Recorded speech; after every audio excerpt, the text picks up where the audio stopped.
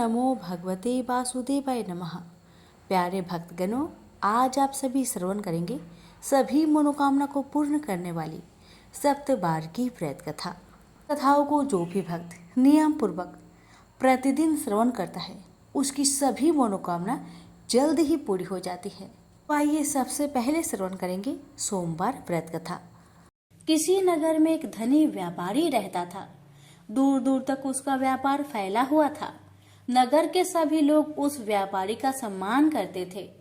इतना सब कुछ संपन्न होने के बाद भी वह व्यापारी बहुत दुखी था, क्योंकि उसका कोई पुत्र नहीं था, जिस कारण अपने मृत्यु के पश्चात व्यापार के उत्तराधिकारी की चिंता उसे हमेशा सताती रहती थी।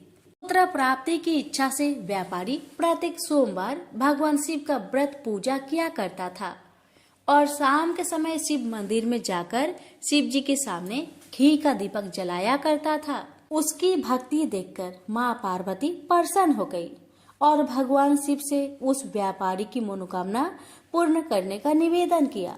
भगवान शिव बोले, इस संसार में सबको उसके कर्म के अनुसार फल की प्राप्ति होती है। जो प्राणी जैसा कर्म करते हैं उन्हें वैसा ही फल प्राप्त होता है। शिव जी द्वारा समझाने के बावजूद माँ पार्वती नहीं मानी और उस व्यापारी की मनोकामना पूर्ति हेतु वे शिव जी से बार बार अनुरोध करती रही। अंततः माता के आग्रह को देखकर भगवान भोलेनाथ को उस व्यापारी को पुत्र प्राप्ति का वरदान देना पड़ा। वरदान देने के पश्चात भोलेनाथ माँ पार्वती से बोले, आपके आग्रह पर मैंने पुत्र प्राप्ति का वरदान तो दे दिया, परंतु इसका यह पुत्र 16 वर्ष से अधिक समय तक जीवित नहीं रहेगा। उसी रात भगवान शिव उस व्यापारी के सपने में आए और उसे पुत्र प्राप्ति का वरदान दिया और उसके पुत्र की 16 वर्ष तक जीवित रहने की भी बात बताई। भगवान के वरदान से व्यापारी को खुशी तो हुई, लेकिन पुत्र की अल्पायु की चिंता ने उस खुशी को नष्ट कर दिया। व्यापारी पहले की तरह सोमवार के दिन भगवान शिव का विधिवत व्रत करता रहा। कुछ महीनों के बाद उसके घर एक अति सुंदर बालक ने जन्म लिया और घर में खुशियां ही खुशियां भर गई। बहुत धूमधाम से पुत्र जन्म का समारोह मनाया गया, परंतु व्यापारी को पुत्र जन्म की अधिक खुशी नहीं हुई, क्योंकि उसे पुत्र की अल्प आयु के रहस्य का पता था। जब पुत्र 12 वर्ष का हुआ तो व्यापारी ने उसे उसके मामा के साथ पढ़ने के लिए बनारसी भेज दिया। लड़का अपने मामा के साथ शिक्षा प्राप्त हेतु चल दिया। रास्ते में जहाँ भी मामा भांजे विश्राम हेतु रुकते, वहीं यज्ञ करते और ब्राह्मणों को भोजन कराते। लंबी यात्रा के बाद मामा भांजे एक नगर में पहुँचे। उस दिन नगर के राजा की कन्या का विवाह था, जिस कारण पूरे नगर को सजाया गया था। निश्चित समय पर बारात आ गई, लेकिन वर का पिता अपने बेटे के एक आंख से काने होने के कारण बहुत चिंतित था। उसे भय था कि इस बात का पता चलने पर कहीं राजा विवाह से इनकार न कर दे, इससे उसकी बदनामी भी होगी। जब वर के पिता ने व्यापारी के पुत्र को देखा तो उसके मस्तिष्क में एक विचार आया। उसने सोचा, क्यों ना इस लड़के को दुल्हा बनाकर राजकुमारी से विवाह करा दूं। विवाह के बाद इसको धन देकर विदा कर दूंगा और राजकुमारी को अपने नगर ले जाऊंगा। वर के पिता ने लड़के के मामा से इस संबंध में बात की। मामा ने धन मिलने की लालच में वर के पिता की बात को स्वीकार कर ली। लड़के को दूल्हे का वस्त्र पहनाकर राजकुमारी से विवाह कर दिया गया। राजा ने बहुत सारा धन देकर राजकुमारी को विदा किया। शादी के बाद लड़का जब राजकुमारी के साथ लौट रहा था तो वह सच नहीं छिपा सका और उसने राजकुमारी की ओढ़नी पर लिख दिया, राजकुमारी, तुम्हारा विवाह मेरे साथ हुआ था। मैं तो बनारसी पढ़ने के लिए जा रहा हूँ और अब तुम्हें जिस नवयुवक की पत्नी बनना पड़ेगा वह कान्हा है। जब राजकुमारी ने अपनी ओढ़नी पर लिखा हुआ पढ़ा तो उसने कान्हे लड़के के साथ जाने से इनकार कर दिया। राजा को जब ये सब बातें पता लगी तो उसने राजकुमारी को महल में ही रख लिया। उधर लड़का अपने मामा के साथ बनारसी पहुंच गया और गुरुकुल में पढ़ना शुरू कर दिया। जब उसकी आयु 16 वर्ष की हुई तो उसने यज्ञ किया। यज्ञ की समाप्ति पर ब्राह्मणों को भोजन करवाया और खूब अन्य वस्त्र दान किए। रात को वह अपने शयन कक्ष में सो गया। शिव के वरदान के अनुसार शयन अवस्था में ही उसके प्राण पेखरू उड़ गए। सूर्योदय पर मामा मृत भांजे को देखकर रोने पिटने लगा। आसपास के लोग भी एकत्र होकर दुख प्रकट करने लगे। लड़के के मामा के रोने विलाप करने के स्वर समीप से गुजरते हुए भगवान शिव और माता पार्वती ने भी सुने। माता पार्वती ने भगवान से कहा, प्राणनाथ, मुझे इसके रोने का स्वर सहन नहीं हो रहे, आप इस व्यक्ति के कष्ट को अवश्य दूर करें। भगवान शिव ने माता पार्वती के साथ अदृश्य रूप में समीप जाकर देखा तो भोलेनाथ माता पार्वती से बोले, यह तो उसी व्यापारी का पुत्र है जिसे मैंने 16 वर्ष की आयु का वरदान दिया था। इसकी आयु पूरी हो गई है। माँ पार्वती ने फिर भगवान शिव से निवेदन कर उस बालक को जीवन देने का आग्रह किया। माता पार्वती के आग्रह पर भगवान शिव ने उस लड़के को जीवित होने का वरदान दिया और कुछ ही पल में वह जीवित होकर उठ बैठा। शिक्षा समाप्त करके लड़का मामा के साथ अपने नगर की ओर चल दिया। दोनों चलते हुए उसी नगर में पहुंचे जहां उसका विवाह हुआ था। उस नगर में भी यज्ञ का आयोजन किया। समीप से गुजरते हुए नगर के राजा ने यज्ञ का आयोजन देखा और उसने तुरंत ही लड़के और उसके मामा को पहचान लिया। यज्ञ के समाप्त होने पर राजा मामा और लड़के को महल में ले गया और कुछ दिन उन्हें महल में रखकर बहुत सा धन वस्त्र आदि देकर राजकुमारी के साथ विदा कर दिया। इधर भूखे प्यासे रहकर व्यापारी और उसकी पत्नी बेटे की प्रतीक्षा कर रहे थे। उन्होंने प्रतिज्ञा कर रखी थी कि यदि उन्हें अपने बेटे की मृत्यु का समाचार मिला तो दोनों अपने प्राण त्याग देंगे। परंतु जैसे ही उसने बेटे के जीवित वापस लौटने का समाचार सुना तो वह बहुत परेशान हुआ।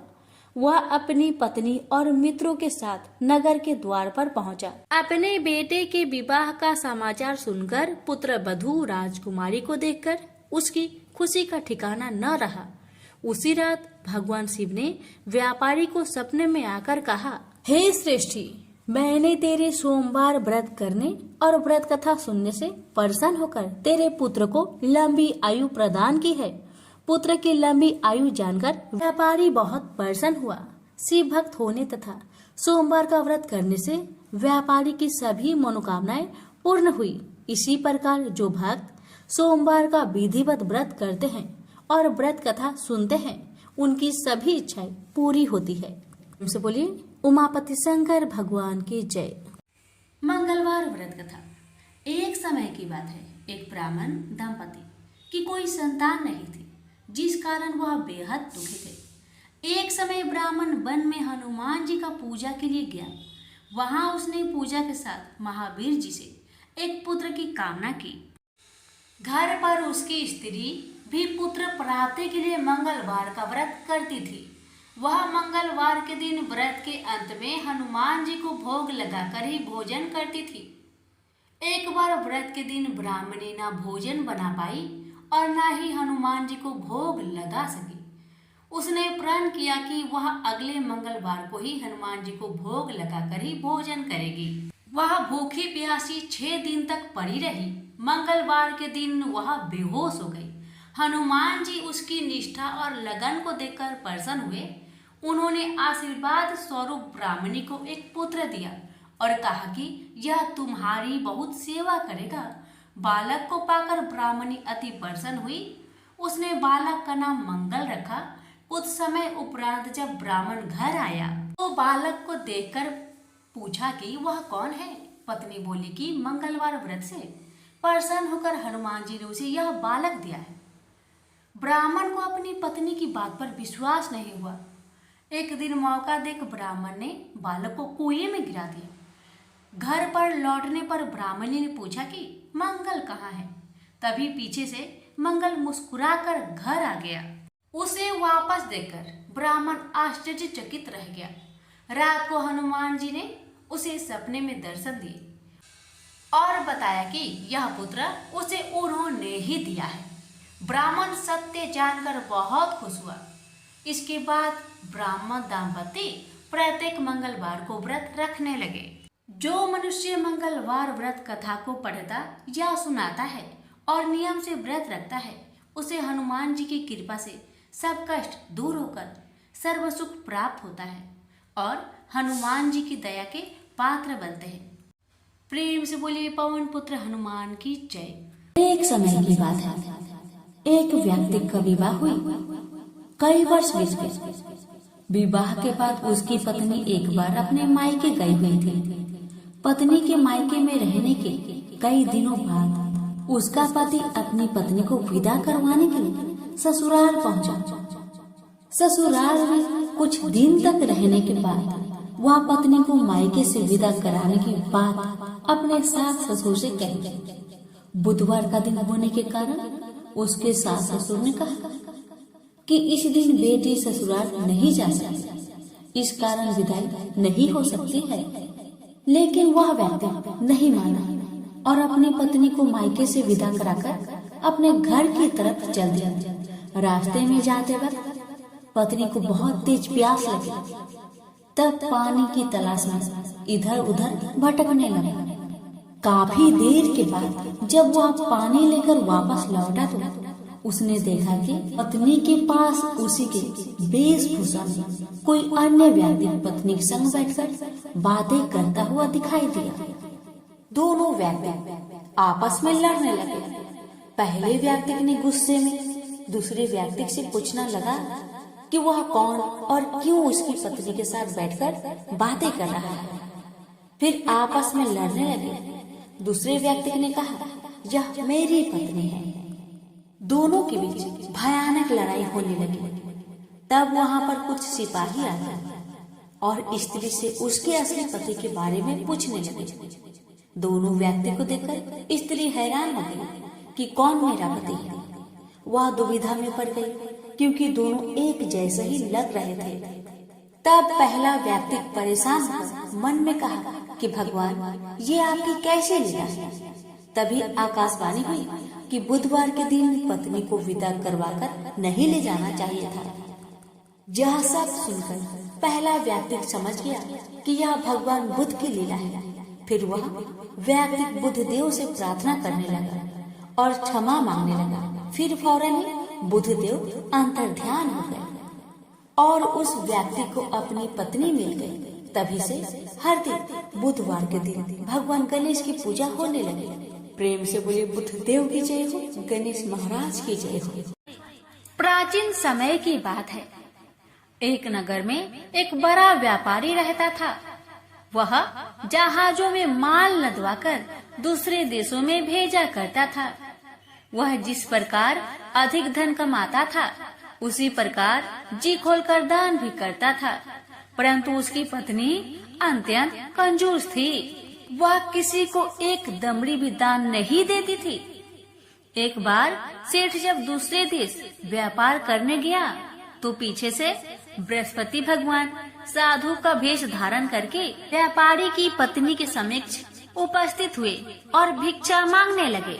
तब व्यापारी की पत्नी ने साधु महाराज से कहा, हे साधु महाराज, मैं इस दान और पुण्य से तंग आ गई हूँ। आप कोई ऐसा उपाय बताए जिससे मेरा सारा धन नष्ट हो जाए और मैं आराम से रह सकूं। मैं यह धन लूटता हुआ नहीं देख सकती। बृहस्पति भगवान ने कहा, हे देवी, तुम बड़ी विचित्र हो। संतान और धन से कोई दुखी होता है भला? अगर अधिक धन है तो इसे शुभ कार्यों में लगाओ। कुंवारी कन्याओं का विवाह करवाओ। विद्यालय और बाग बगीचों का निर्माण कराओ। ऐसे पुण्य कार्य करने से तुम्हारा लोक परलोक सार्थक हो सकता है। परंतु साधु की इन बातों से व्यापारी की पत्नी को खुशी नहीं हुई। उसने कहा, मुझे ऐसी धन की आवश्यकता नहीं है जिसे मैं दान में दूं। तब बृहस्पति देव बोले, यदि तुम्हारी ऐसी इच्छा है तो तुम एक उपाय करना। 7 बृहस्पतिवार घर को गोबर से लिपना और अपने केशों को पीली मिट्टी से धोना, केसों को धोते समय स्नान भी करना, व्यापारी से हजामत बनाने को कहना, भोजन में मांस मदिरा खाना, कपड़े अपने घर धोना। ऐसा करने से तुम्हारा सारा धन नष्ट हो जाएगा। इतना कहकर बृहस्पति भगवान अंतर ध्यान हो गए। व्यापारी की पत्नी ने बृहस्पति देव के कहे अनुसार 7 बृहस्पतिवार वैसा ही करने का निश्चय किया। केवल 3 बृहस्पतिवार बीते कि उसके समस्त धन संपत्ति नष्ट हो गई और वह परलोक सिधार गई। जब व्यापारी वापस आया तो उसने देखा कि उसका सब कुछ नष्ट हो चुका है। यह देखकर व्यापारी ने अपनी पुत्री को सत्वाना दी और दूसरे नगर में जाकर बस गया। वहाँ वह जंगल से लकड़ी काट कर लाता और शहर में बेचता था। इस तरह वह अपना जीवन व्यतीत करने लगा। एक दिन उसकी पुत्री ने दही खाने की इच्छा प्रकट की, लेकिन व्यापारी के पास दही खरीदने के पैसे नहीं थे। वह अपनी पुत्री को अवशासन देकर जंगल में लकड़ी काटने चला गया। वह एक वृक्ष के नीचे बैठकर अपनी पूर्व दशा पर विचार करके रोने लगा। उस दिन बृहस्पतिवार का दिन था। तभी वह बृहस्पति देव साधु के रूप में सेठ के पास आए और बोले, हे मनुष्य, तू इस जंगल में किस चिंता में बैठा है? तब व्यापारी बोला, हे महाराज, आप सब कुछ जानते हैं। इतना कहकर व्यापारी अपनी कहानी सुनाकर रो पड़ा। बृहस्पति भगवान बोले, देखो बेटा, तुम्हारी पत्नी ने बृहस्पति देव का अपमान किया था, इसी कारण तुम्हारा यह हाल हुआ है। लेकिन अब तुम किसी प्रकार की चिंता मत करो। तुम गुरुवार के दिन बृहस्पति देव का पाठ करो। 2 पैसे के चने और गुड़ को लेकर जल के लोटे में शक्कर डालकर वह अमृत और प्रसाद अपने परिवार के सदस्यों और कथा सुनने वालों को बांट दो। स्वयं भी प्रसाद और चरणामृत लो। भगवान तुम्हारा अवश्य कल्याण करेंगे। साधु की बात सुनकर व्यापारी बोला, महाराज, मुझे तो इतना भी नहीं बचता कि मैं अपनी पुत्री को दही लाकर दे सकूं। इस पर साधु महाराज जी बोले, तुम लकड़ियां शहर में बेचने जाना, तुम्हें लकड़ियों के दाम पहले से चौगुने मिलेंगे, जिससे तुम्हारे सारे कार्य सिद्ध हो जाएंगे। उसने लकड़ियां काटी और शहर में लकड़ियां बेचने चल पड़ा। उसकी लकड़ियां अच्छे दाम में बिक गई, जिससे उसने अपनी पुत्री के लिए दही लिया और साथ ही साथ गुरुवार की कथा हेतु चना गुड़ लेकर कथा की और प्रसाद बांटकर स्वयं भी खाया। उसी दिन से उसकी सभी कठिनाइयां दूर होने लगी, परंतु अगले बृहस्पतिवार को वह कथा करना भूल गया। अगले दिन वहाँ के राजा ने एक बड़े यज्ञ का आयोजन कर पूरे नगर के लोगों के लिए भोजन का आयोजन किया। राजा की आज्ञा अनुसार पूरा नगर राजा के महल में भोज करने गया, लेकिन व्यापारी व उसकी पुत्री तनिक विलंब से पहुँचे। अतः उन दोनों को राजा ने महल में ले जाकर भोजन कराया। जब वे दोनों लौटकर आए, तब रानी ने देखा कि उनका खूंटी पर टंगा हार गायब है। रानी को व्यापारी और उसकी पुत्री पर संदेह हुआ कि उसका हार उन दोनों ने ही चुराया है। रानी ने सारा कहानी राजा को सुनाया। फिर राजा की आज्ञा से उन दोनों को कारावास की कोठरी में कैद कर दिया गया। कैद में पड़कर दोनों अत्यंत दुखी हुए। वहाँ उन्होंने बृहस्पति देवता को याद किया। बृहस्पति देव ने प्रकट होकर व्यापारी को उसकी भूल का आभास कराया और उन्हें सलाह दी कि गुरुवार के दिन कैद खाने के दरवाजे पर तुम्हें 2 पैसे मिलेंगे। उनसे तुम चने और मुनक्का मंगवाकर विधि पूर्वक बृहस्पति देवता का पूजन करो, तुम्हारे सब दुख दूर हो जाएंगे। बृहस्पतिवार को कैद खाने के द्वार पर उन्हें 2 पैसे मिले। बाहर सड़क पर एक स्त्री जा रही थी। व्यापारी ने उसे बुलाकर गुड़ और चने लाने को कहा। इस पर वह स्त्री बोली, मैं अपनी बहू के लिए गहने ले जा रही हूँ, मेरे पास समय नहीं है। इतना कहकर वह आगे चली गई। थोड़ी देर बाद वहाँ से एक और स्त्री निकली। व्यापारी ने उसे बुलाकर कहा कि हे बहन, मुझे बृहस्पतिवार की कथा करनी है, तुम मुझे 2 पैसे का गुड़ और चना लाकर दो। बृहस्पति देव का नाम सुनकर वह स्त्री बोली, भाई मैं तुम्हें अभी गुड़ और चना लाकर देती हूँ। मेरा इकलौता पुत्र मर गया है, मैं उसके लिए कफन लेने जा रही थी, लेकिन मैं पहले तुम्हारा काम करूँगी और उसके बाद मैं अपने पुत्र के लिए कफन लाऊंगी। वह स्त्री बाजार से व्यापारी के लिए गुड़ चना ले आई और स्वयं भी बृहस्पति देव की कथा सुनी। कथा समाप्त होने पर वह स्त्री कफन लेकर अपने घर गई। घर पर लोग उसके पुत्र की लाश को राम नाम सत्य है कहते हुए शमशान ले जाने की तैयारी कर रहे थे। स्त्री बोली, मुझे अपने लड़के का मुख देख लेने दो। अपने पुत्र का मुख देखकर उस स्त्री ने उसके मुंह में प्रसाद और चंद्रामृत डाला। प्रसाद और चंद्रामृत के प्रभाव से वह पुनः जीवित हो गया। पहली स्त्री जिसने बृहस्पति देव का निरादर किया था, वह जब अपने पुत्र की विवाह हेतु पुत्र वधू के लिए गहने लेकर लौटी और जैसे ही उसका पुत्र घोड़ी पर बैठकर निकला, वैसे ही घोड़ी ने ऐसी उछाल मारी कि वह घोड़ी से गिरकर मर गया। जहाँ देख स्त्री रो रो कर बृहस्पति देव से क्षमा याचना करने लगी। उस स्त्री की याचना से बृहस्पति देव साधु के वेश में वहाँ पहुंचकर कहने लगे, देवी तुम्हें अधिक विलाप करने की आवश्यकता नहीं है। यह बृहस्पति देव का अनादर करने का कारण हुआ है। तुम वापस जाकर मेरे भक्त से क्षमा मांगकर कथा सुनो, तब ही तुम्हारी मनोकामना पूर्ण होगी। जेल में जाकर उस स्त्री ने व्यापारी से माफी मांगी और कथा सुनी। कथा के उपरांत वह प्रसाद और चंद्रामृत लेकर अपने घर वापस आई। घर आकर उसने चंद्रामृत अपने मृत पुत्र के मुख में डाला। चंद्रामृत के प्रभाव से उसका पुत्र भी जीवित हो उठा। उसी रात बृहस्पति देव राजा के सपने में आए और बोले, हे राजन, तूने जिस व्यापारी और उसकी पुत्री को जेल में कैद कर रखा है वह बिल्कुल निर्दोष है। तुम्हारी रानी का हार वहीं खूंटी पर टंगा है। दिन निकला तो राजा रानी ने हार पर खूंटी लटका हुआ देखा। राजा ने उस व्यापारी और उसकी पुत्री को रिहा कर दिया और उन्हें आधा राज्य देकर उसकी पुत्री का विवाह उच्च कुल में करवाकर दहेज में हीरे जवाहरात दिए। एक बुढ़िया माई थी, उसके 7 लड़के थे। 6 कमाने वाले थे और एक निकम्मा था, कमाता कुछ नहीं था। बुढ़िया माई अपने 6 बेटों के लिए भोजन बनाती थी और उनको भोजन कराती और उनसे जो कुछ जूठन बचती वह 7वें बेटे को देती थी।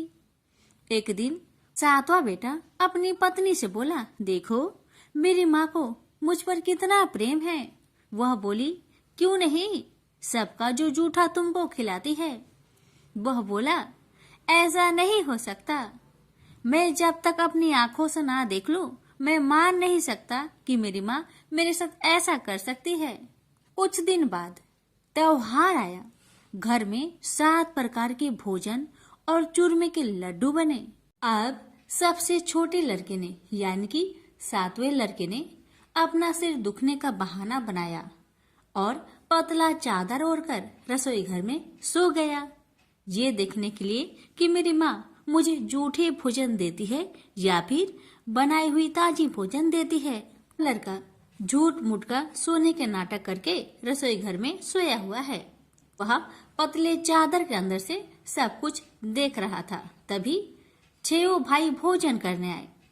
उसने देखा माँ ने उनके लिए सुंदर आसन बिछाया, नाना प्रकार की रसोई परोसी और आग्रह करके उन्हें जिमाया और वह देखता रहा। तब 6 भाइयों ने भोजन करके उठा।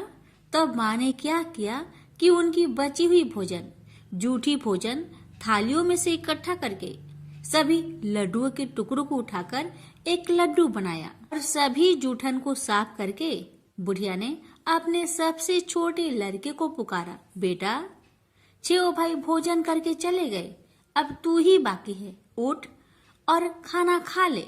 तब वह बेटा कहने लगा, माँ मुझे आज भूख नहीं लगा है, मुझे भोजन नहीं करना, मैं अब जहाँ नहीं रहूंगा, मैं परदेश चला जाऊंगा।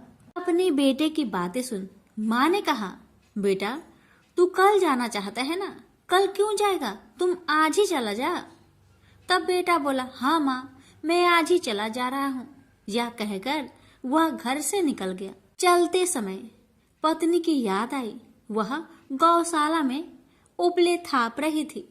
वहां जाकर वह बोला, हम जावे परदेश, आवेंगे कुछ काल, तुम रहियो संतोष से, धर्म अपनो पाल। पत्नी बोली, जाओ पिया आनंद से, हमरो सोच हटाए, राम भरोसे हम रहे, ईश्वर तुम्हें सहाय। दो निशानी आपन, देख धरु में धीर, सुधी मती हमारी, बिसारियो रखियो मन गंभीर। पति बोला, मेरे पास तो कुछ नहीं, यह अंगूठी है, सुले और अपनी कुछ निशानी मुझे भी दे। पत्नी बोली, मेरे पास क्या है, यह गोबर से भरा हाथ। यह कहकर पति की पीठ पर गोबर के हाथ की थाप मार दी। अब पति चल दिया। चलते चलते दूर देश पहुंचा। वहां एक साहूकार की दुकान थी। वहां जाकर कहने लगा, भाई मुझे नौकरी पर रख लो। साहूकार को जरूरत थी तो वह बोला, रह जाओ। लड़के ने पूछा, तनख्वाह क्या दोगे? तो साहूकार ने कहा, तुम्हारा काम देखकर तब हम दाम देंगे।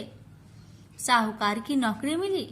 वह सुबह 7 बजे से 10 बजे तक नौकरी करने लगा। कुछ दिनों में दुकान का सारा लेन देन, हिसाब किताब, ग्राहकों को माल बेचना, सारा काम करने लगा। साहूकार के 7-8 नौकर थे, वे सब चक्कर खाने लगे। यह तो बहुत होशियार बन गया है। सेठ ने भी काम देखा और 3 महीने में ही उसे आधे मुनाफे का हिस्सेदार बना लिया। वह कुछ वर्ष में ही नामी सेठ बन गया और मालिक सारा कारोबार उस पर छोड़कर चला गया। इधर पति की अनुपस्थिति में उसकी पत्नी को सास ससुर दुख देने लगे। सारी गृहस्थी का काम करा के उसे लकड़ी लेने जंगल में भेजते हैं। इस बीच घर के आटे से जो भूसी निकलती उसकी रोटी बनाकर रख दी जाती और उसके साथ ही फूटे नारियल की नारेली में पानी। एक दिन वह लकड़ी लेने जा रही थी। रास्ते में बहुत सी स्त्रियां संतोषी माता की व्रत करते दिखाई दी।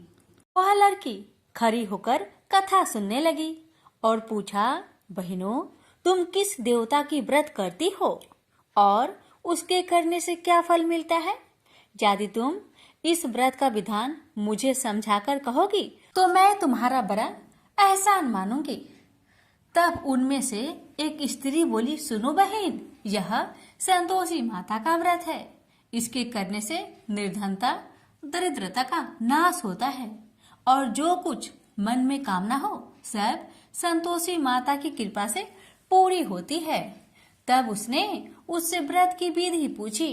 वह भक्तिनी स्त्री बोली, 1.25 आने का गुड़ चना लेना, इच्छा हो तो 5.25 आने का लेना या फिर 1.25 रुपए का भी सहूलियत के अनुसार लाना।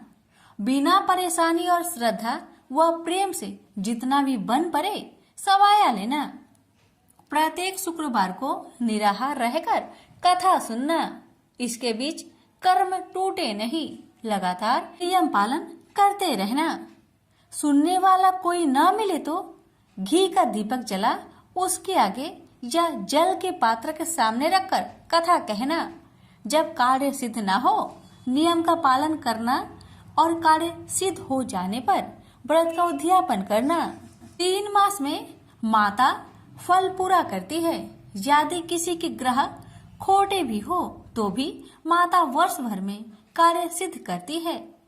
फल सिद्ध होने पर उद्यापन कर लेना चाहिए, बीच में नहीं। उद्यापन में 2.5 सेर आटे का खाजा तथा इसी परिमाण में खीर तथा चने का साग करना।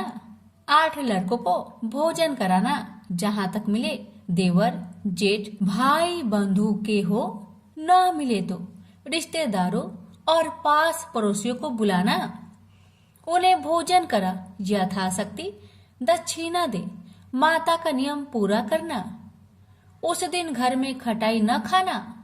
यह सुन बुढ़िया माई के लड़के की बहू चल दी। रास्ते में लकड़ी की बोझ को बेच दिया और उन पैसों से गुड़ चना ले माता की व्रत की तैयारी कर आगे चली और सामने मंदिर देखकर पूछने लगी, यह मंदिर किसका है? सब कहने लगे, संतोषी माता का मंदिर है। यह सुनकर माता के मंदिर में जाकर चरणों में लौटने लगी, दीन हो विनती करने लगी, माँ मैं निपट अज्ञानी हूँ, व्रत के कुछ भी नियम नहीं जानती, मैं दुखी हूँ। हे माँ जगत जननी मेरा दुख दूर कर, मैं तेरी शरण में आई हूँ। माता को दया आई। एक शुक्रवार बीता कि दूसरे को उसके पति का पत्र आया और तीसरे शुक्रवार को उसका भेजा हुआ पैसा आ पहुंचा। यह देख जेठ जेठानी मुंह सिडोकने लगी, लड़के ताने देने लगे, काकी के पास पत्र आने लगे, रुपया आने लगा। अब तो काकी की खातिर बढ़ेगी। बेचारी सरलता से कहती, भैया कागज आवे रुपया आवे, हम सब के लिए अच्छा है। ऐसा कहकर आंखों में आंसू भरकर संतोषी माता के मंदिर में आ मातेश्वरी के चरण में गिरकर रोने लगी, माँ मैंने तुमसे पैसा कब मांगा है माँ? मुझे पैसे से क्या काम है माँ? मुझे तो अपने सुहाग से काम है। मैं तो अपनी स्वामी के दर्शन मांगती हूँ माँ। तब माता ने प्रसन्न होकर कहा, जा बेटी तेरा स्वामी आएगा। यह सुनकर खुशी से बावली होकर घर जा पहुंची, अपना काम काज करने लगी। अब संतोषी माँ विचार करने लगी, इस भोली पुत्री को मैंने कह तो दिया कि तेरा पति आएगा, लेकिन कैसे? वह तो इसे सपने में भी याद नहीं करता। उसे याद दिलाने को मुझे ही जाना पड़ेगा। इस तरह माता जी उस बुढ़िया के बेटे के पास जा सपना में प्रकट हो कहने लगी, साहूकार के बेटे तुम सो रहा है या जागता है? वह कहने लगा, माता मैं सोता भी नहीं जागता भी नहीं, कहो क्या आज्ञा है? माता कहने लगी, तेरे घर बार कुछ है कि नहीं? वह बोला, मेरे पास सब कुछ है माँ, माँ बाप है, पत्नी है, क्या कमी है माँ? माँ बोली, भोले पुत्र तेरी पत्नी घोर कष्ट उठा रही है, तेरे माँ बाप उसे परेशान कर रहे हैं, वह तेरे लिए तरस रही है, तू उसकी सुधि ले। वह बोला, हाँ माता जी यह तो मालूम है, परंतु जाऊं तो कैसे? परदेश की बात है, लेन देन का कोई हिसाब नहीं है, कोई जाने का रास्ता भी नहीं आता, कैसे चला जाऊं? माँ कहने लगी, मेरी बात मान, सवेरे नहा धोकर संतोषी माता का नाम ले, घी का दीपक जला, दंडवत कर दुकान पर बैठ, देखते देखते तेरा सारा लेन देन चुक जाएगा, जमा का माल बिक जाएगा, साज होते होते धन का भारी ढेर लग जाएगा। माता की बात मानकर वह नहा धोकर संतोषी माता को दंडवत घी का दीपक जला, थोड़ी देर में देने वाले रुपए लाने लगे, लेने वाले हिसाब लेने लगे, कोठे में भरे सामान की खरीदारी नगद दाम में दे सौदा करने लगे। शाम तक धन का भारी ढेर लग गया। मन में माता का नाम ले चमत्कार देख प्रसन्न होकर घर ले जाने के वास्ते गहना कपड़ा सामान खरीदने लगा। यह काम से निपट तुरंत घर को रवाना हुआ। उधर उसकी पत्नी जंगल में लकड़ी लेने जाती है। लौटते वक्त माता जी के मंदिर में विश्राम करती है। वह तो उसके प्रतिदिन रुकने का जो स्थान ठहरा। धूल उड़ती देख वह माता से पूछती है, हे माता यह धूल कैसे उड़ रही है? माता कहती है, हे पुत्री तेरा पति आ रहा है, अब तू ऐसा कर लकड़ियों के 3 बोझ बना ले, एक नदी के किनारे रख और दूसरा मेरे मंदिर पर व तीसरा अपने सिर पर। तेरे पति को लकड़ियों का गट्टर देख मोह पैदा होगा, वह यहाँ रुकेगा, नाश्ता पानी खाकर माँ से मिलने जाएगा, तब तू लकड़ियों का बोझ उठाकर जाना और चौक में गट्टर डालकर जोर से आवाज देकर कहना, लो सासू जी, लकड़ियों का गट्टर लो, भूसी की रोटी दो, नारियल की खोपरे में पानी दो, आज मेहमान कौन आया है। माताजी बहुत अच्छा कहकर वह प्रसन्न मन से लकड़ियों के 3 गट्टर बनाई, एक नदी के किनारे पर और एक माताजी के मंदिर पर रखा। इतने में मुसाफिर आ पहुंचा। सूखी लकड़ी देख उसकी इच्छा उत्पन्न हुई कि हम यहीं पर विश्राम करें और भोजन बनाकर खा पी कर गाँव जाए। इसी तरह रुककर भोजन बना, विश्राम करके गांव को गया। सबसे प्रेम से मिला। उसी समय सिर पर लकड़ी का गट्टर लिए वह उतावली सी आती है। लकड़ियों का भारी बोझ आंगन में डालकर जोर से 3 आवाज देती है, लो सासू जी, लकड़ियों का गट्टर लो, भूसी की रोटी दो, आज मेहमान कौन आया है। यह सुनकर उसकी सास बाहर आकर अपने दिए हुए कष्टों को भुलाने हेतु कहती है, बहू ऐसा क्यों कहती है, तेरा मालिक ही तो आया है। आ बैठ, मीठा भात खा, भोजन कर, कपड़े पहन, गहने पहन। उसकी आवाज सुन उसका पति बाहर आता है। अंगूठी देख व्याकुल हो जाता है और माँ से पूछता है, माँ यह कौन है। माँ ने कहा, बेटा यह तेरी पत्नी है, जब से तू गया है तब से सारे गांव में भटकती फिरती है, घर का कामकाज कुछ नहीं करती, 4 पहर आकर खा जाती है। वह बोला, ठीक है माँ, मैंने इसे भी देखा और तुम्हें भी, अब दूसरे घर की ताली दो, मैं उसमें रहूंगा। माँ बोली, ठीक है, जैसी तेरी मर्जी। तब वह दूसरे मकान की 3री मंजिल का कमरा खोल सारा सामान जमाया। एक दिन में ही राजा के महल के जैसा ठाट बाट बन गया। अब क्या था, बहू सुख भोगने लगी। इतने में शुक्रवार आया। उसने पति से कहा, मुझे संतोषी माता का व्रत उद्यापन करना है। पति बोला, खुशी से कर लो। वह उद्यापन की तैयारी करने लगी। जेठानी के लड़कों को भोजन के लिए कहने गई। उन्होंने मंजूर किया, परंतु पीछे से जेठानी ने अपने बच्चों को सिखाया, देखो भोजन के समय खटाई मांगना, जिससे उसका उद्यापन पूरा ना हो। अब तो बच्चे जिमने आए, खीर खाना पेट भर के खाए, परंतु बाद में खाते ही कहने लगे, हमें खटाई दो, खीर खाना हमको नहीं भाता।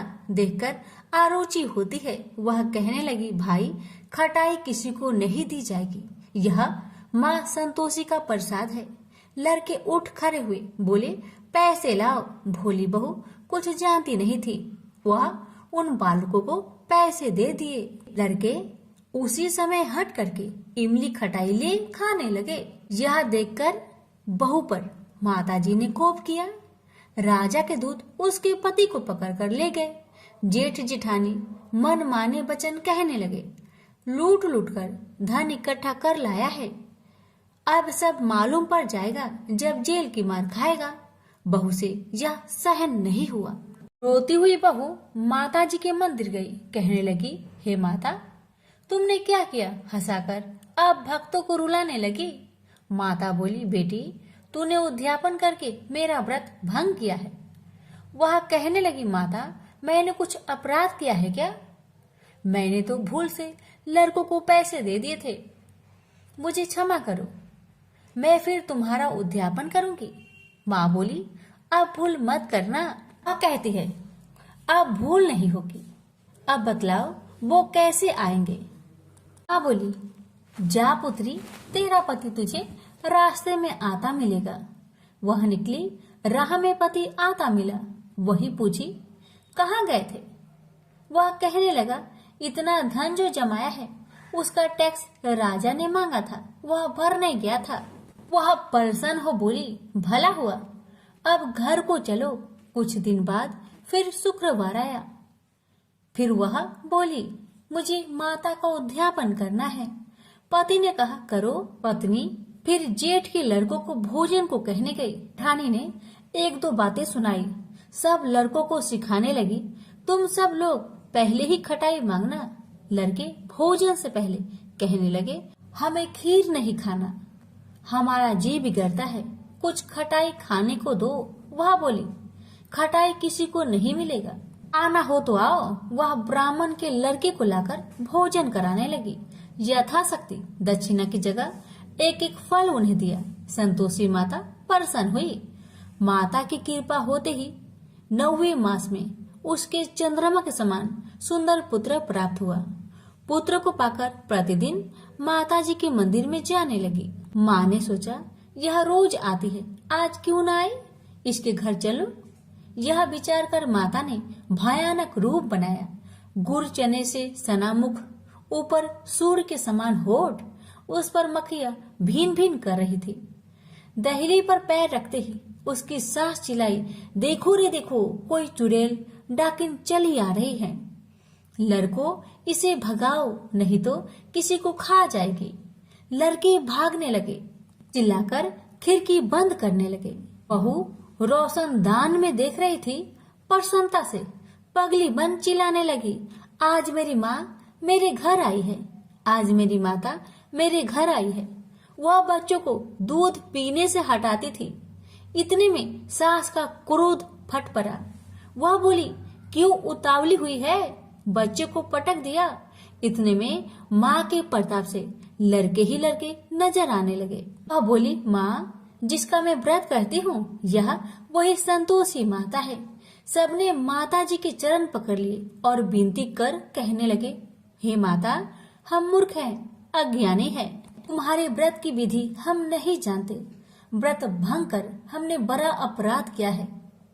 जग माता, आप हमारा अपराध क्षमा करो। इस प्रकार माता प्रसन्न हुई। बहू को प्रसन्न हो जैसा फल दिया, वैसा माता सबको दे। जो पढ़े उसका मनोरथ पूर्ण हो, जो सुने उसका भी मनोरथ पूर्ण हो। प्रेम से बोलिए संतोषी माता की जय। एक समय स्वर्गलोक में सबसे बड़ा कौन, ये प्रश्नों को लेकर नवग्रहों में वाद विवाद हो गया। विवाद इतना बढ़ा कि परस्पर भयंकर युद्ध की स्थिति बन गई। निर्णय के लिए सभी देवता देवराज इंद्र के पास पहुंचे और बोले, हे देवराज, आपको निर्णय करना होगा कि हम में से सबसे बड़ा कौन है। देवताओं का प्रश्न सुनकर देवराज इंद्र उलझन में पड़ गए। इंद्र बोले, मैं इस प्रश्न का उत्तर देने में असमर्थ हूँ। हम सभी पृथ्वी लोक में उज्जैनी नगरी में राजा विक्रमादित्य के पास चलते हैं। देवराज इंद्र सहित सभी ग्रह यानी कि सभी देवता उज्जैनी नगरी पहुंचे। महल में पहुंचकर जब देवताओं ने उनसे अपना प्रश्न पूछा तो राजा विक्रमादित्य भी कुछ देर के लिए परेशान हो उठे, क्योंकि सभी देवता अपनी अपनी शक्तियों के कारण महान थे।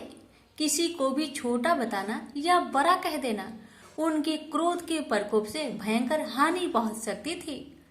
अचानक राजा विक्रमादित्य को एक उपाय सूझा और उन्होंने विभिन्न धातुओं जैसे स्वर्ण, रजत, कांसा, ताम्र, शीशा, रांगा, जस्ता, अब्रक व लोहे के 9 आसन बनवाए।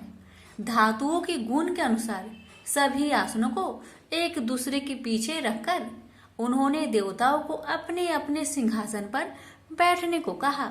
देवताओं के बैठने के बाद राजा विक्रमादित्य ने कहा, आपका निर्णय तो स्वयं हो गया। जो सबसे पहले सिंहासन पर विराजमान है वही सबसे बड़ा है। राजा विक्रमादित्य के निर्णय को सुनकर शनि देवता ने सबसे पीछे आसन पर बैठने के कारण अपने को छोटा जानकर क्रोधित होकर कहने लगे, राजा विक्रमादित्य, तुमने मुझे सबसे पीछे बैठाकर मेरा अपमान किया है। तुम मेरी शक्तियों से परिचित नहीं हो, मैं तुम्हारा सर्वनाश कर दूंगा। शनि ने कहा, सूर्य एक राशि पर 1 महीने, चंद्रमा 2.25 दिन, मंगल 1.5 महीने, बुध और शुक्र 1 महीने, बृहस्पति 13 महीने रहते हैं, लेकिन मैं किसी राशि पर 7.5 वर्ष तक रहता हूँ। बड़े बड़े देवताओं को मैंने अपने प्रकोप से पीड़ित किया है। राम को 7.5 के कारण ही वन में जाकर रहना पड़ा और रावण को 7.5 के कारण ही युद्ध में मृत्यु का शिकार बनना पड़ा। राजा, अब तू भी मेरे प्रकोप से नहीं बच सकता। इसके बाद अन्य ग्रहों के देवता तो प्रसन्नता के साथ चले गए, परंतु शनि भगवान बड़े क्रोध के साथ वहां से विदा हुए। राजा विक्रमादित्य पहले की तरह ही न्याय करते रहे। उनके राज्य में सभी स्त्री पुरुष बहुत आनंद से जीवन यापन कर रहे थे। कुछ दिन ऐसे ही बीत गए। उधर शनि देवता अपने अपमान को भूल नहीं पाए थे। विक्रमादित्य से बदला लेने के लिए एक दिन शनि भगवान ने घोड़े के व्यापारी का रूप धारण किया और बहुत से घोड़ों के साथ उज्जैनी नगरी पहुंचे। राजा विक्रमादित्य ने राज्य में किसी घोड़े के व्यापारी की आने का समाचार सुना तो अपने अश्वपाल को कुछ घोड़े खरीदने के लिए भेजा। घोड़े बहुत कीमती थे।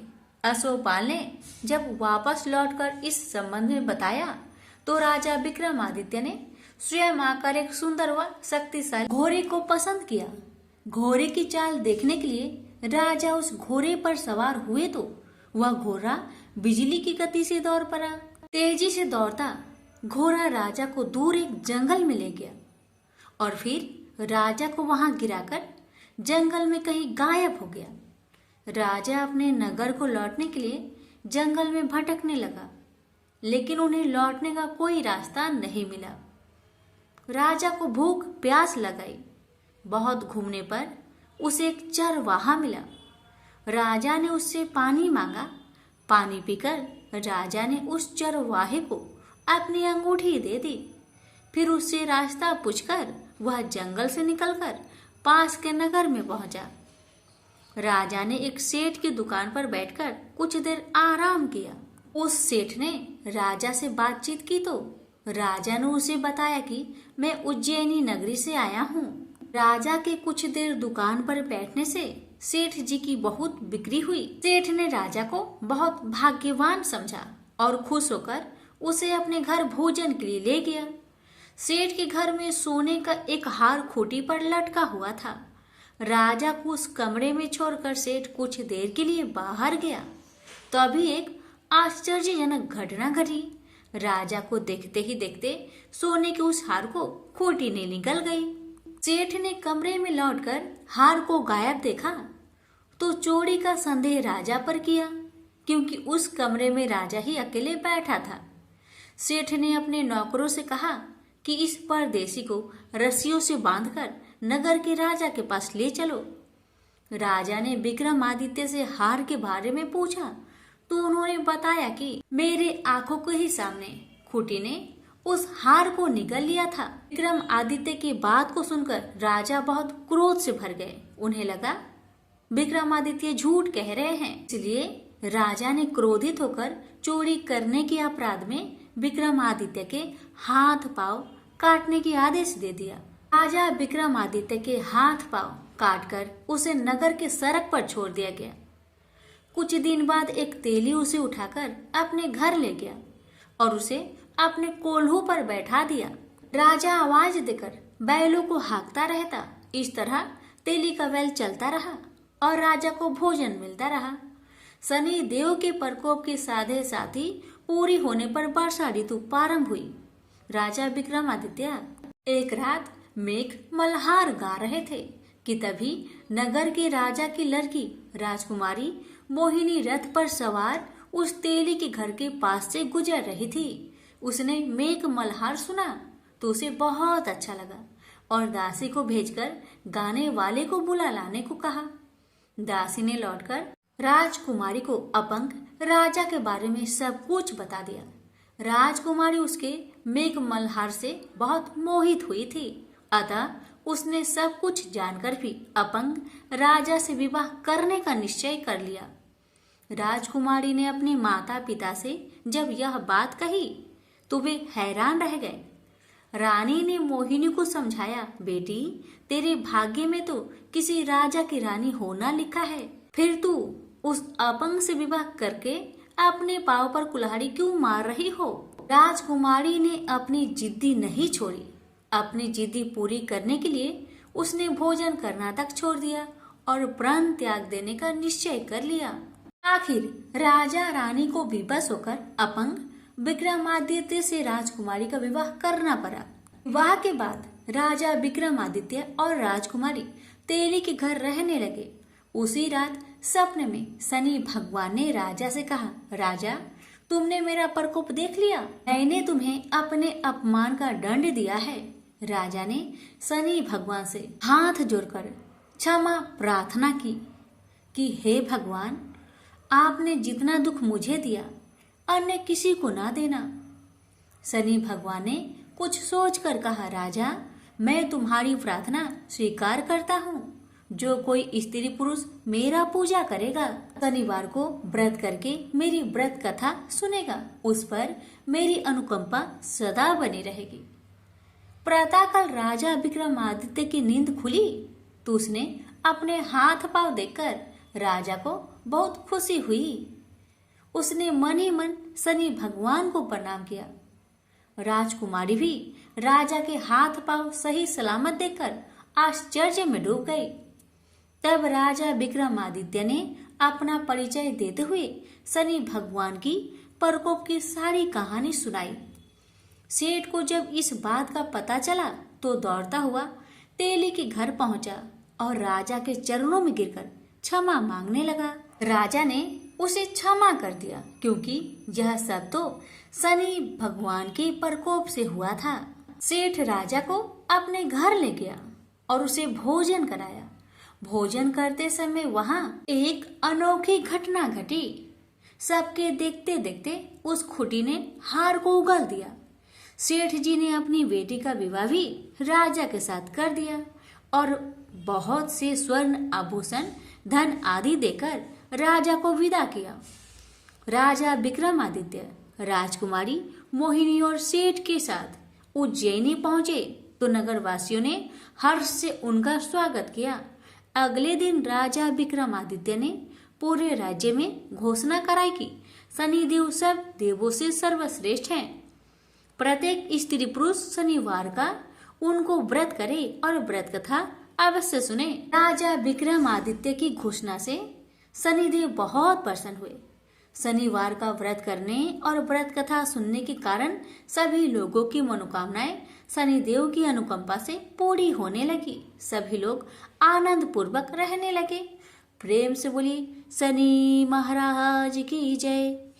हिंदू धर्म में सूर्य देव की पूजा और व्रत को बहुत महत्वपूर्ण माना गया है क्योंकि सूर्य देव एकमात्र ऐसे देवता है जो नियमित रूप से सभी लोगों को साक्षात दर्शन देते हैं। मान्यता है कि जो व्यक्ति रविवार के दिन व्रत रखते हैं और इन कथाओं के श्रवण करते हैं उसे भगवान भास्कर की कृपा से निरोगी काया प्राप्त होती है, जीवन में शांति व खुशहाली आती है और समाज में उसका मान सम्मान व यश भी बढ़ता है। प्राचीन काल में एक नगर में एक वृद्धा रहती थी। उसका नियम था कि वह हर रविवार घर आंगन गोबर से लिपकर भोजन तैयार करती और सूर्य देव को भोग लगाकर ही भोजन करती थी। ऐसा व्रत करने से उसका घर अनेक प्रकार से धन धान्य से पूर्ण हो गया। श्री हरि की कृपा से घर में किसी प्रकार की विघ्न या दुख नहीं था।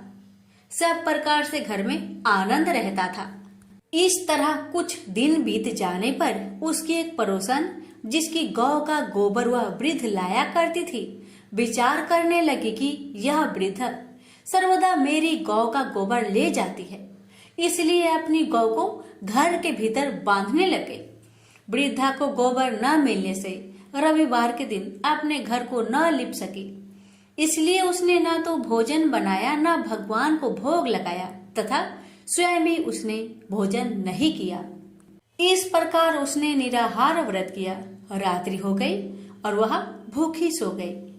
रात्रि में भगवान ने उसे स्वप्न दिया और भोजन न बनाने तथा लगाने का कारण पूछा। वृद्धा ने गोबर न मिलने का कारण सुनाया। तब भगवान ने कहा कि माता, हम तुमको ऐसी गौ देते हैं जिससे सभी इच्छाएं पूर्ण होती है, क्योंकि तुम हमेशा रविवार को गौ के गोबर से लिपकर भोजन बनाकर मेरा भोग लगाकर खुद भोजन करती हो। इससे मैं खुश होकर तुमको वरदान देता हूँ। निर्धन को धन और बाज स्त्रियों को पुत्र देकर दुखों को दूर करता हूँ तथा अंत समय में मोक्ष देता हूँ। सपने में ऐसा वरदान देकर भगवान तो अंतर्ध्यान हो गए और वृद्धा की आंख खुली तो वह देखती है कि आंगन में एक अति सुंदर गौ और बछड़ा बंधे हुए हैं। वह गाय और बछड़े को देखकर अति प्रसन्न हुई और उसको घर के बाहर बांध दिया और वहीं खाने को चारा डाल दिया। जब उसकी पड़ोसन वृद्धा ने घर के बाहर एक अति सुंदर गौ और बछड़े को देखा तो देश के कारण उसका हृदय जल उठा और उसने देखा कि गाय ने सोने का गोबर किया है, तो वह उस गाय का गोबर ले गई और अपनी गाय का गोबर उसकी जगह रख गई। वह नित्य प्रति ऐसा ही करती रही और सीधी साधी वृद्धा को इसकी खबर नहीं होने दी।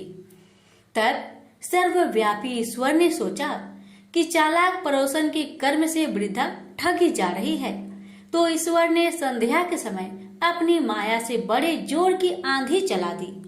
वृद्धा ने आंधी के भय से अपनी गौ को भीतर बांध लिया। प्रातःकाल जब वृद्धा ने देखा कि गौ ने सोने का गोबर दिया तो उसके आश्चर्य की सीमा न रही और वह प्रतिदिन गौ को घर के भीतर ही बांधने लगी। उधर पड़ोसन ने देखा कि बुढ़िया गौ को घर के भीतर बांधने लगी है और उसका सोने का गोबर उठाने का दांव नहीं चलता, तो वह ईर्ष्या और डाह से जल उठी और कुछ उपाय न देखकर पड़ोसन ने उस देश के राजा की सभा में जाकर कहा, महाराज, मेरे पड़ोस में एक वृद्धा के पास ऐसा गौ है जो आप जैसे राजा के ही योग है। वह नित्य सोने का गोबर देती है। आप उस सोने से प्रजा का पालन करिए। वह वृद्धा इतने सोने का क्या करेगी? राजा ने यह बात सुनकर अपने दूतों को वृद्धा के घर से गौ लाने की आज्ञा दी। वृद्धा प्रातः ईश्वर का भोग लगा भोजन ग्रहण करने जा ही रही थी कि राजा के कर्मचारी गौ को खोलकर ले गए। वृद्धा काफी रोई चिल्लाई, किंतु कर्मचारियों के समक्ष कोई क्या कहता। उस दिन वृद्धा गौ के वियोग में भोजन न खा सकी और रात भर रो रो कर ईश्वर से गौ को पुनः पाने के लिए प्रार्थना करती रही। उधर राजा गौ को देखकर बहुत प्रसन्न हुआ, लेकिन सुबह जैसे ही वह उठा, सारा महल गोबर से भरा दिखाई देने लगा। राजा यह देख घबरा गया। भगवान ने रात्रि में राजा को सपने में कहा कि हे राजा, गाय वृद्धा को लौटाने में तेरा भला है। उसके रविवार के व्रत से प्रसन्न होकर मैंने उसे गाय दी थी। प्रातः होते ही राजा ने वृद्धा को बुलवाकर बहुत से धन के साथ सम्मान सहित गौ बछड़ा लौटा दिया। उसकी पड़ोसिन को बुलाकर उचित दंड दिया। इतना करने के बाद राजा के महल से गंदगी दूर हो गई। उसी दिन से राजा ने नगरवासियों को आदेश दिया कि राज्य की तथा अपनी समस्त मनोकामनाओं की पूर्ति के लिए रविवार का व्रत रखा करो। व्रत करने से नगर के लोग सुखी जीवन व्यतीत करने लगे। कोई भी बीमार तथा प्रकृति का प्रकोप उस नगर पर नहीं होता था। सारी प्रजा सुख से रहने लगे। प्रेम से बोलिए सूर्य नारायण की जय।